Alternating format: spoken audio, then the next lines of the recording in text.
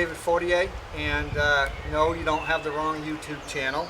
Shotgun News is doing a little bit of collaboration with the Military Arms channel, and we've headed all the way to Rodham, Poland to give you an interesting look at some classic Polish automatic weapons. And the first one that I want to talk about is what most people would look at as the PPS-43. This is originally a Soviet design developed by Alexei Sudayev. It was developed during World War II, the Great Patriotic War to the Soviets. Basically at that time period there was a great need for automatic weapons by the Red Army. They had the PPS-41. It was a good design, it was reliable, it was extremely rugged and robust.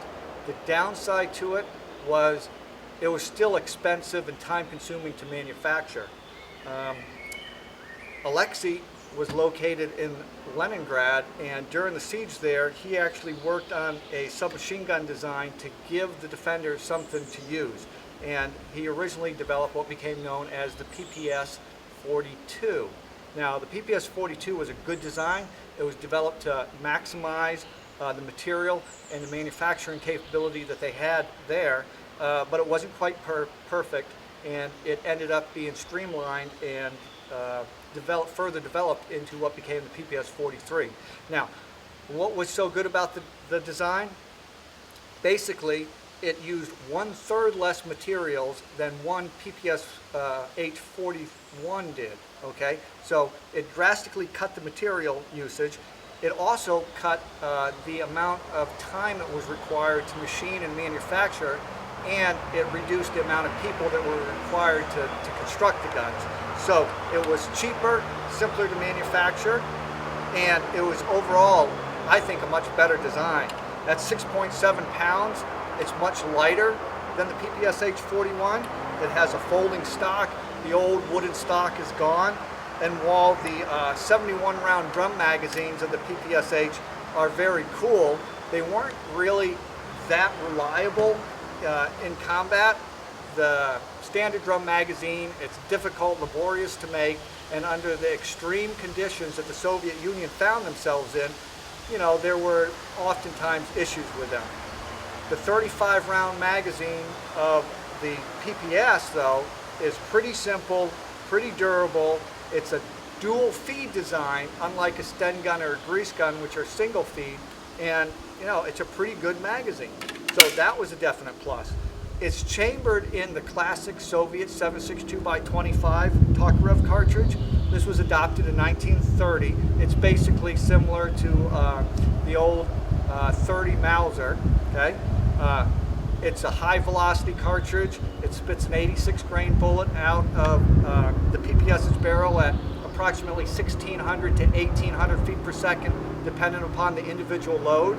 But at the same time, it's still fairly easy to control, okay? One of the great things about the cartridge was it penetrated well at short range. Personally, one of the things that I really like about the cartridge is that it reduced your ammunition load by, say, 1/3 compared to a 45 ACP. So the load that a Thompson gunner was carrying, a PPS-43 gunner could actually carry 3 times the amount of ammunition for the same amount of weight. So that was a definite plus. As far as the gun itself, it's extremely simple, but at the same time, it's fairly ergonomic and very easy to run.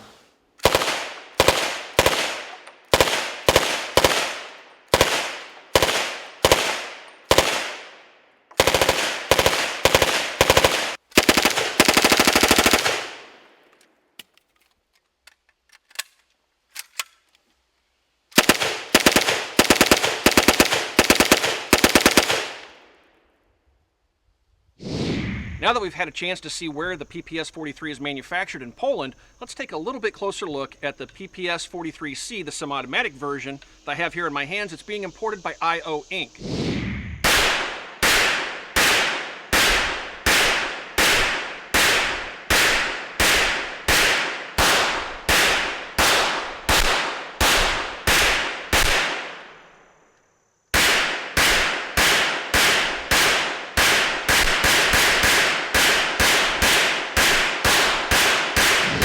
The difference between the PPS-43C, the handgun that I have here, and the machine gun that David was shooting in Poland is the fact that this is a handgun and it's semi-automatic.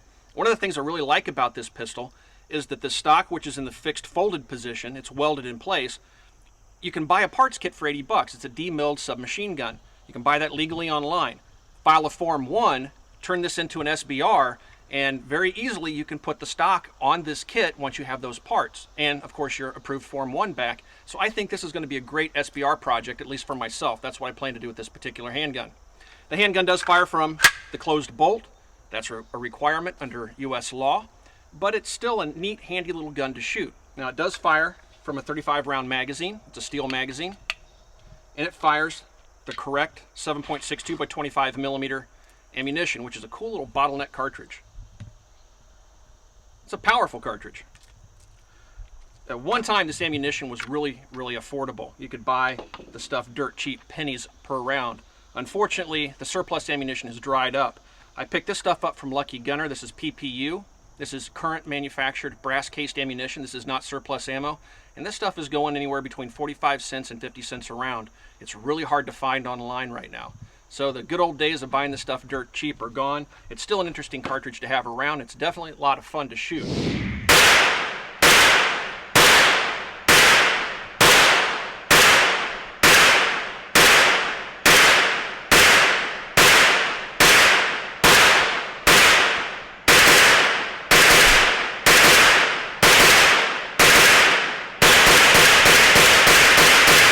Field stripping the PPS-43C is just like field stripping the submachine gun version. First, you want to make sure that the weapon's clear. Remove your magazine, pull the bolt to the rear, inspect the chamber, make sure it's empty. There's a button here in the rear end of the gun. It doesn't really look like a button. It looks like the rear end of the receiver, but you just push right here with your thumb. It's spring-loaded, and it hinges downwards. Now inside, you'll notice the trigger mechanism is different than what you would find on the submachine gun. It actually has a hammer versus being an open bolt as the submachine gun is. Taking the bolt out of the gun is simple. All you have to do is grab the charging handle, pull the bolt to the rear slightly, and lift it up and out of the gun.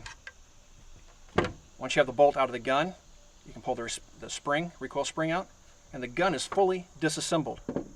That's all there is to it. The PPS-43C semi-automatic handgun is just like the World War II original submachine gun. The gun is manufactured using the same technologies.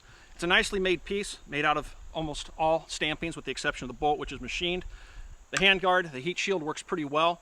It's overall just a fun gun to shoot. Now, some of the things I didn't point out about the handgun earlier in the video. First of all, because the gun is designed to operate from an open bolt, which means when you cock the gun, the submachine gun version, the bolt locks to the rear. When you pull the trigger, it slams home and fires the round.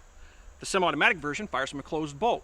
So when you take a full magazine like I have here, and you stick it in the gun, because the bolt is closed, you may have a hard time getting a full magazine in the gun. You'll find you have to pull the bolt to the rear and then push the magazine up until you hear it click, then let the bolt go, and the gun will chamber the first round. So if you get one of these and you're having a hard time getting around to the chamber, that's why the magazine is just not seating on a full magazine. Shooting the gun is really comfortable. The recoil is light. Fire off a couple rounds here. You can hold the gun by the barrel shroud, or you can hold it like this, but you just don't want to get your thumb over that ejection port. Overall, again, a fun gun to shoot, and especially if you're a historian, you like World War II firearms. This gun comes to market with an MSRP of $499.